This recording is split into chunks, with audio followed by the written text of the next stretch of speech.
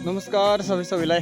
आज म भने यहाँ माथि गाउँ सलेन्टार माथि टारमा ठ्याक घुम्न आइरहेको छु। यसो घुमिरहेको छु। घाम लाग्न सकेको छैन। यहाँ 11:30 बज्न लागिसक्यो, त्यही पनि घाम भने लाग्न सकेको छैन।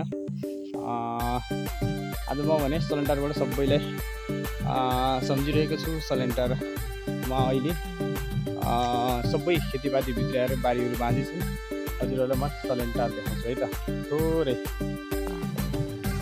पुरै टार त देखाउन सक्दैन, त्यही पनि म हजुरहरूलाई भने थोरै टार म जति यति घुमिरहेको छु त्यति सानो छोटो टार देखाइरहेको छु।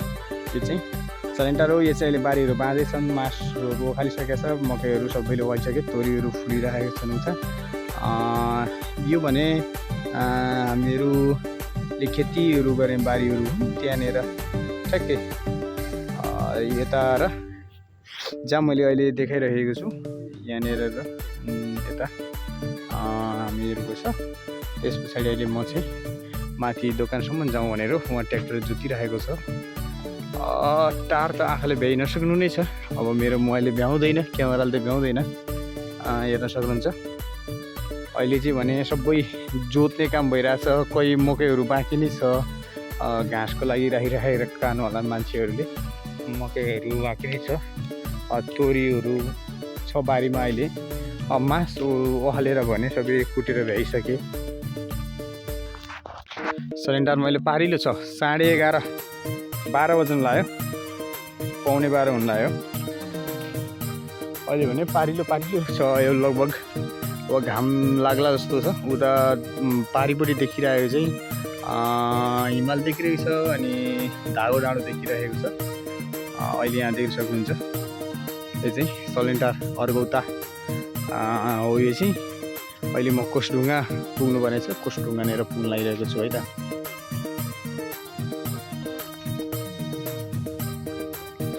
हेर्न सक्नुहुन्छ अहिले मान्छेहरूले अहिले सबै ट्र्याक्टर लाएर जोत्ने काम भइरहेको छ, जोतिरहेका छन् बारीहरू। अब जोतेर राखेर मोल हाल्छन्। फेरि मोल हालिसके पछाडि फेरि जोतेर एकैचोटि चैतबाट फागुनको लास्टबाट यहाँ छर्न थाल्छन्। अहिले चाहिँ भने यहाँ बारीहरूमा चाहिँ तरकारीहरू छन्, थोरै तरकारीहरू छन्, अनि तोरीहरू मकै सबै यस्तै नै छ सलेन्टारमा।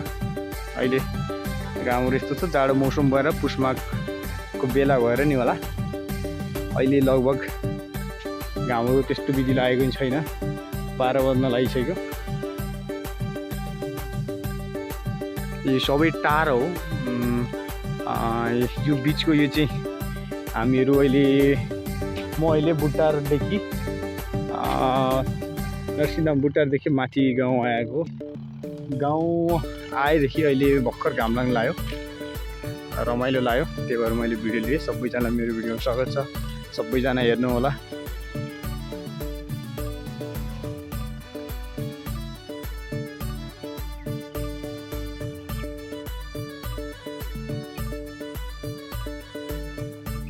देख्नुहुन्छ चराहरू कस्तो राम्रो छ। अहिले मैले घाम लागेको छ, कति राम्रो छ मौसम। हिमालहरू देख्न सक्नुहुन्छ, हिमाल आइसकेको छ यतापट्टि।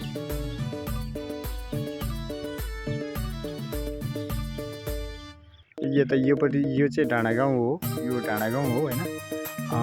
यता तल यो तल्लोपट्टि चाहिँ जाइदी गाउँ भयो, डाँडागाउँ भयो। यतापट्टि रानीपोवा स्कुल छ, रानीपोवा क्याम्पस, सलेन्टार क्याम्पस।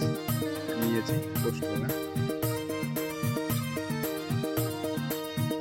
ल सबैजनालाई बाई बाई। सबैजनाले मेरो भ्लगहरू हेर्दै गर्नु होला। तोरी फुलिरहेको छ सलेन्टारमा।